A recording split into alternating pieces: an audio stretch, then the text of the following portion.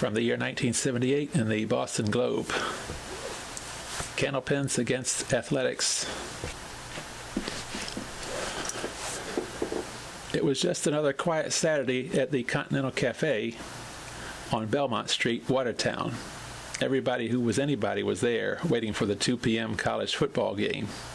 On the fluttering color television screen, that week's edition of Candlepin Bowling drew rapid attention. Until she bowled, when she bowled, conversation stopped. That, said young McSwain, is the greatest female-type athlete I have ever seen. Big McSwain agreed, nodding. The air was still. The room hushed. Donnie, Johnny, Ray, Sonny, and Al, even noisy Al, watched silently as Stasia Czernicki, queen of candlepin bowling for 2 decades, swooped down the lane and deposited a deceivingly smooth and quiet ball on the lane, filling a spare. No doubt, says young McSwain, the greatest athlete. I've been watching her since I was a kid. I wonder, says Donnie, fingering his official Thunderer hockey referee's whistle, if she has any kids. What athletes they'd be. Who is Stasia? What is she? That all the McSwains adore her? Is it even true that candlepin bowling is an athletic endeavor? In an honest effort to investigate the athletic aspect of candlepins, we journeyed to the Lucky Strike lanes on Adams Street, Dorchester. We concluded years ago that the athletic nature of 10-pin bowling was greatly exaggerated. While it is true that you have to be at least 6 years old just to pick up a 10-pin ball, that doesn't make it a truly physical sport. After all, you have to be 6 years old or older just to open a car door, and riding downtown isn't a sport. Candlepins are a New England phenomenon. The game virtually doesn't exist west of the Mohawk River. Out there in the vast midland around Keokuk, Iowa, bowling means the big ball with holes drilled in it.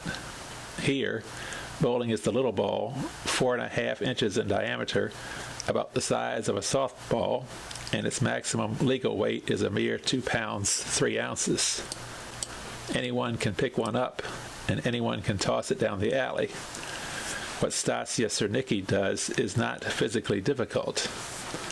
Watching Candlepins for Cash every weeknight from 5:30 to 6 gives some hint that what Stasia does, compared to what the little folk who perform for Bob Gamere do, is perhaps athletic.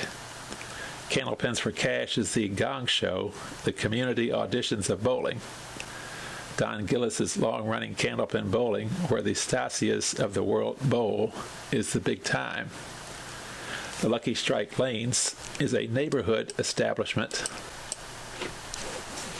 home to dozens of leagues, including the Police League from nearby Station 11, a facility like Hemingway's immortalized cafe that deserves the title of a clean, well-lighted place. Ron Benigli, co-owner with brother Joe, explains that for anyone who's ever bowled, an 85 would be perhaps a nice score. He produces shoes and is kind enough to light up an alley in a distant corner of the Lucky Strike. The lanes closest to the front desk are busy, and he understands that the novice would perhaps like to be alone with his troubles. An 85 on the face of it is ridiculously easy. The bowler has 10 chances at the 10 candlepins, and for each chance, he has 3 balls. Not only that, as he has discovered by paying close attention to Don Gillis, but if he manages to knock down all 10 of the ridiculously small pins with only 2 balls, he gets to count the first 10 plus anything he can knock down the next time with the first ball. It looks easy. Just average 8 or 9 pins a time, get the extra ball, and not only is 85 easy, but 100 is within reach of the reasonably athletically adept. Not only will natural, if minimal, ability produce 85 points without effort, and 100 with a little concentration, but Mr. Bonigli supplies a pamphlet with instructions, and one Thomas Mulvoy, a high average champion of the Adams Village Bowling League, is there to give instruction and encouragement.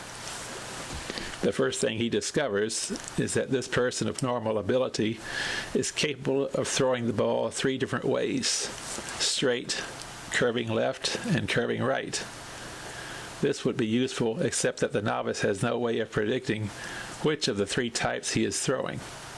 Worse, if he drops the ball too quickly to the floor, the curve takes effect halfway down the alley, and the obstinate ball, like a prodded turtle, scuttles sideways into the gutter. 4 games later, he is still looking for the magical 85. Not once in 40 tries has he managed to knock down all 10 pins with the first and second ball. His best score, 81, is a dreary succession of 7s, 8s, and 9s. It is all the fault of the uncontrollable curve and the general obstinacy of the pins. He discovers that it's possible to hit the head pin and knock it down and have the ball escape through the other 9 pins without touching them. It is even easier to knock down 2 or 3 pins at a time, requiring great effort and attention and concentration to get 8 or 9 pins with 3 balls. But is it athletic? It's difficult to perform a number of physical tasks like building houses out of playing cards, but that doesn't make them athletic.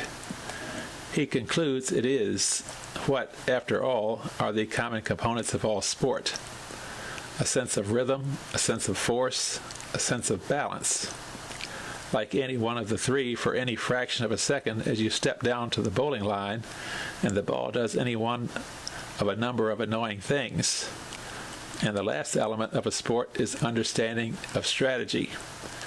The peculiarity of candlepin bowling, compared with 10 pins, is that the extra pins are just left there, littered around and between the standing pins. The noxious wood. Every shot is different after the first ball is bowled compared to the regularity and the boredom of 10-pin bowling.